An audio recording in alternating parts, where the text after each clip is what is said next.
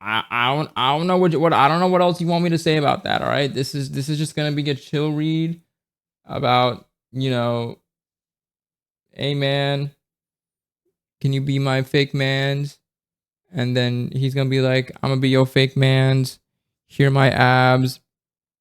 She's gonna be like, holy shit, those abs. And then they're probably gonna kiss her.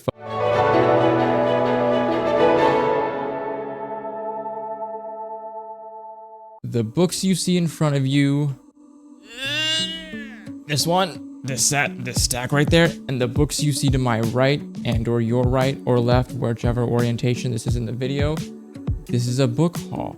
I wanted to talk to you guys about books, the books that I've got recently, and some financially irresponsible situations that led me to getting 7 of these books in this stack.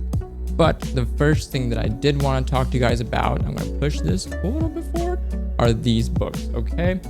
In June, I bought in an indie book sale Alex Robbins's Panacea. So Panacea is a very, very, very amazing Greek-inspired telling of a story of a father and a son. Zeus was at war with Hera, and their 2 factions fought, and Zeus's faction lost and was banished from Mount Olympus, and Hera reigned supreme.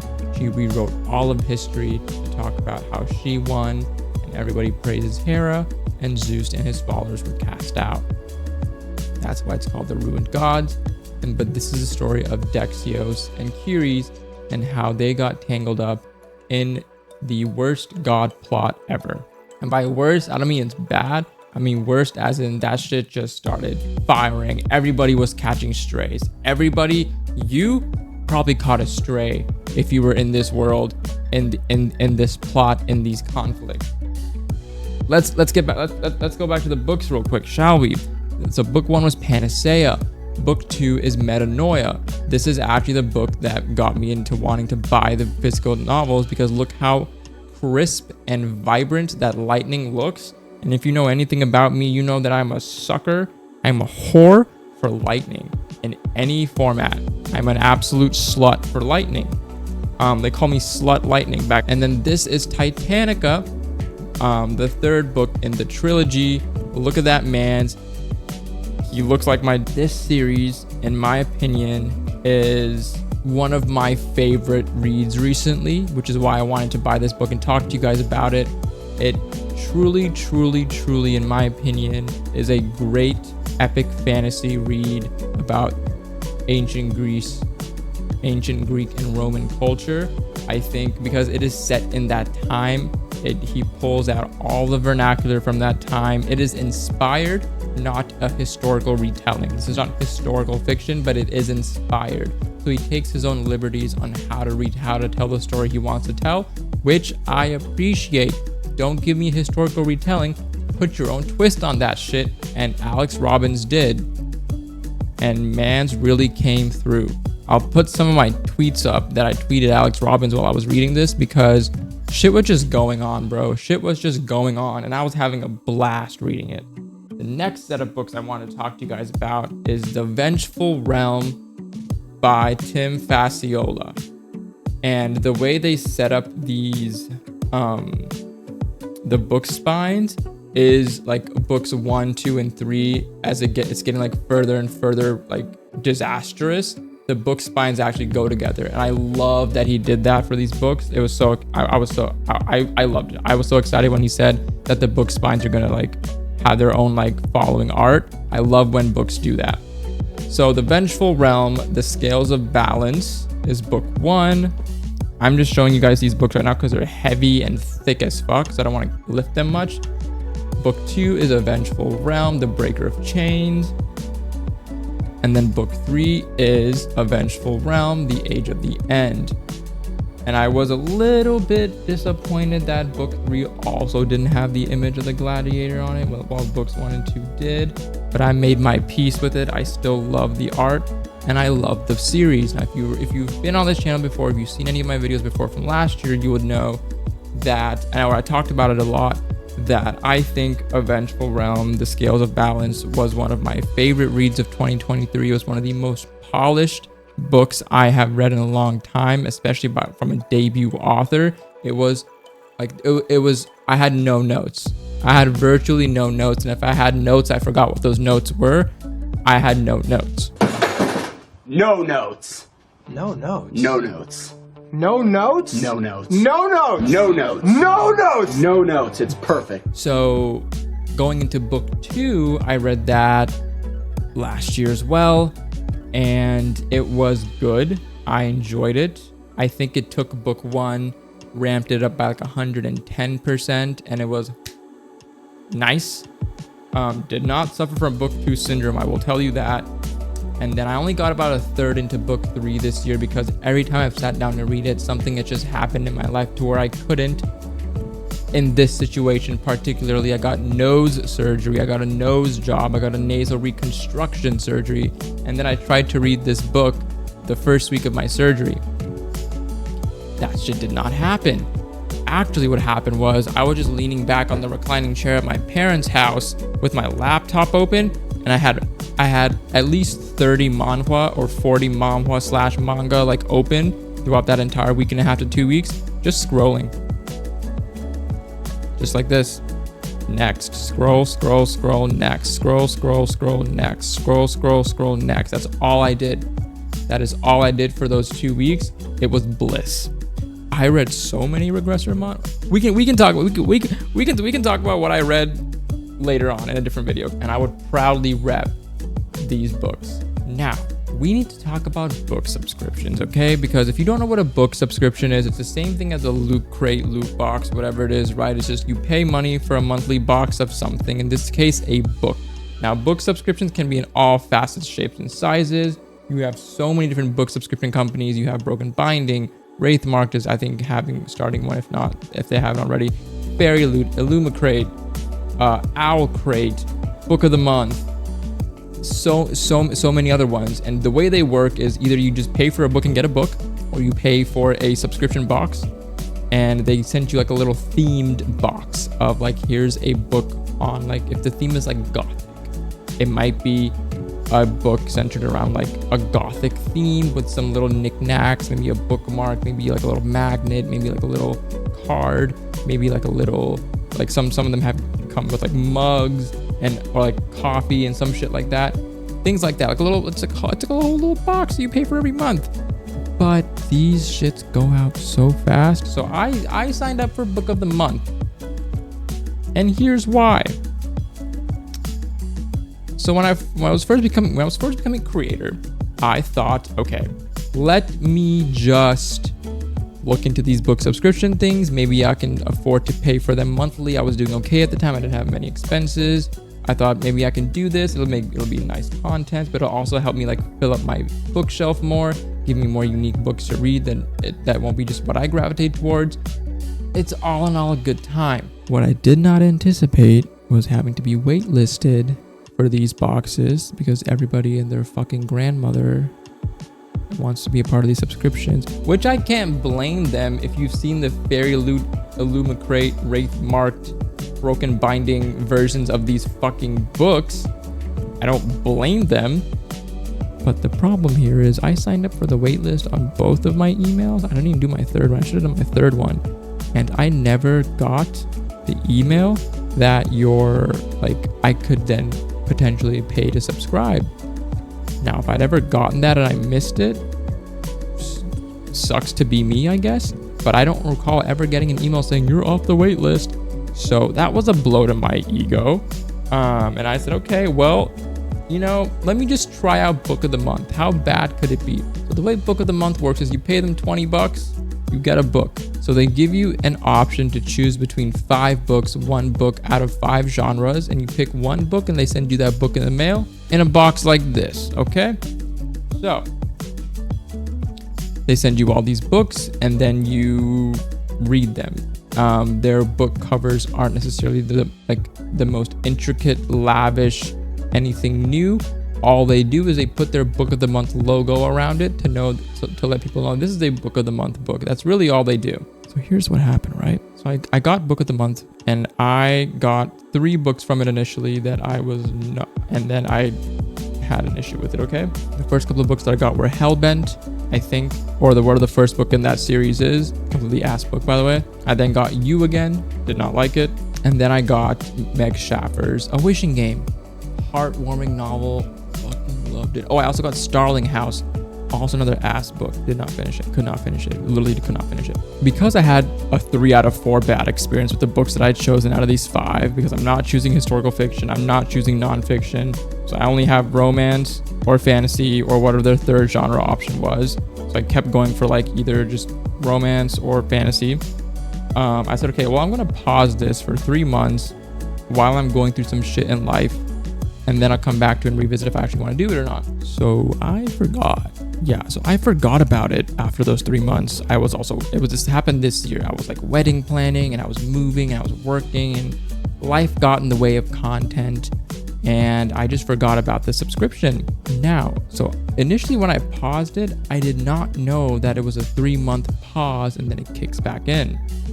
And this is what I was talking about, being financially irresponsible. Don't do this at home, kids. Please be financially responsible. I wasn't checking my credit card statements and bank statements in excruciating detail every month. So I realized I'd still been paying $20 once the subscription unpaused, and I just hadn't been ordering any books. And I might have been getting the emails to choose the books and then disregarding them as I was like swiping through, like marking everything as read instead of seeing everything. It wasn't until June or July when I saw it, I was like, oh shit, I've been paying for 7 months of this book subscription that I just haven't been using.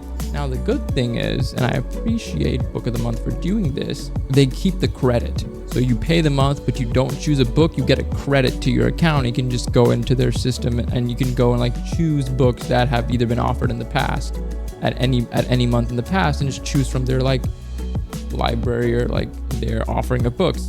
So say cool, I'm gonna do that and then cancel my subscription. So I canceled my subscription, but I also got these 7 books out of it. And so I wanted to show you these 7 books that I got, these 7 Book of the Month books that I got. So let's go through these 7 books real quick. So the first one, I'm gonna scoot back up here real quick. So the first one is The Ornithologist's Field Guide to Love. And I can't tell you why I picked it up. And the only reason I picked it up is because the book cover is dope. It's about ornithology, which is not the most common like theme in a lot of books. So I said, why the fuck not? You know, why the fuck not? So here's the thing, right? I don't know about these books. I just clicked on them. I clicked on a little, like 1 paragraph synopsis, said sure. Some of them I didn't even click. I didn't even like look at the synopsis. I just looked at the book cover and said sure. So I don't know what they're about. So I would like to find out what these books are about with you, and then we can decide together if Ansho's gonna read this book or not. Okay? So let's just, I'm just gonna read the book jacket for you guys, and then we can see if these books are worth reading or not.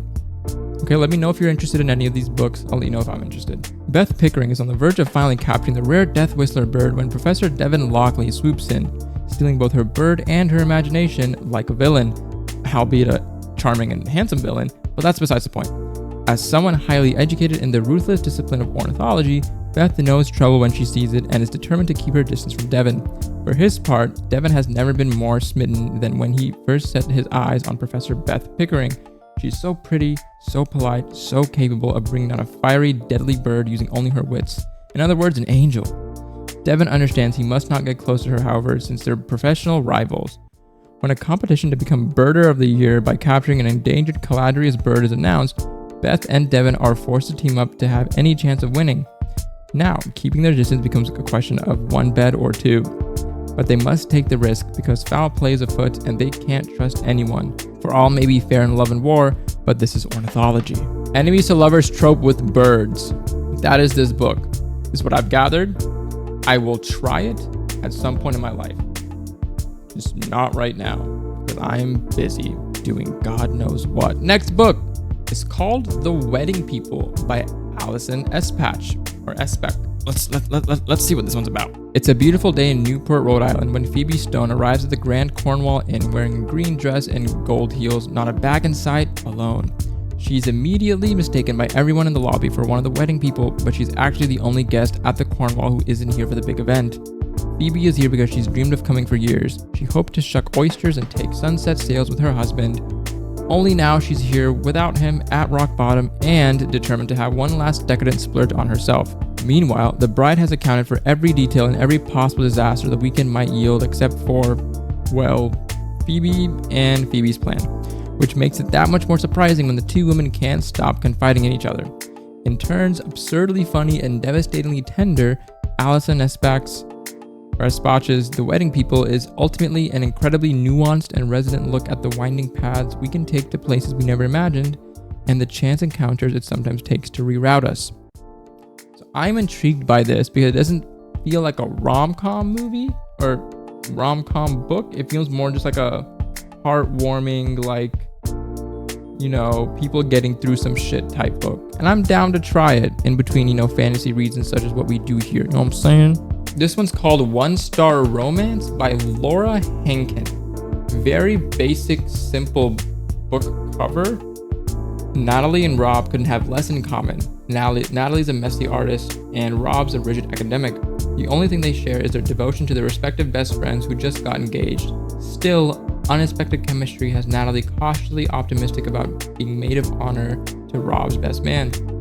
Until, shortly before the ceremony, Natalie learns that Rob wrote a 1-star review of her new novel. This has them both reeling. Natalie from imposter syndrome and Rob over the reason he needed to write it. When the reception ends, these two opposites hope they'll never meet again, but as they slip from their 20s into their 30s, they're forced together whenever their fast-track friends celebrate another milestone. Through housewarmings, christenings, and life-changing triumphs and failures, Natalie and Rob grapple with their own choices and with how your harshest critic can become your perfectly imperfect match. After all, sometimes even the truest love stories need a little bit of rewriting. So this is like a slight enemies to lovers type trope. It is more so a like multiple chance encounters type trope, like forced proximity essentially. I think that's a better way to say it, is maybe a forced proximity trope. And I'm decently interested in it. You Again was actually similar to this, where like the main characters, like the two main characters who had very destructive personalities, kept meeting each other like at different points in their lives until they finally got together. I fucking hated that book. Anyways, let's go on to the next book. Is Heartless Hunter by Kristen Kigarelli, Crimson Moth Book 1. I like the book jacket. I enjoy it. Or the book cover, the art. I like the art of the book. On the night Rune's life changed forever, blood ran in the streets. Now, in the aftermath of a devastating revolution, witches have been diminished from powerful rulers to outcasts, ruthlessly hunted due to their magic, and Rune must hide what she is. Spending her days pretending to be nothing more than a vapid young socialite, Rune spends her nights as the Crimson Moth, a witch vigilante who rescues her kind from being purged. When a rescue goes wrong, she decides to throw the witch hunters off her scent and gain the intel she desperately needs by courting the handsome Gideon Sharp. He's a notorious and unforgiving witch hunter loyal to the revolution, and too late, Rune realizes she might be falling for him. Gideon loathes the decadence and superficiality Rune represents, but when he learns the Crimson Moth has been using Rune's merchant ships to smuggle renegade witches out of the Republic, he inserts himself into her social circles by pretending to court her. He soon realizes that beneath her beauty and shallow facade is someone fiercely intelligent and tender who feels like his perfect match. Except, what if she's the very villain he's been hunting? Enemies to lovers trope. We have not seen that one before. This one I'm actually pleasantly excited for. Is A Lost Story by Meg Schaffer, because I read A Wishing Game by Meg Schaffer. It was the only book of the month book that I kept out of the 4 that I originally got.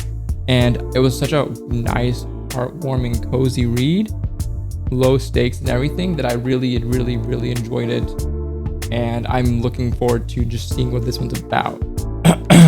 So let's dive into this, okay? As boys, best friends Jeremy Cox and Rafe Howell went missing in a vast West Virginia state forest, only to mysteriously reappear 6 months later with no explanation for where they'd gone or how they'd survived.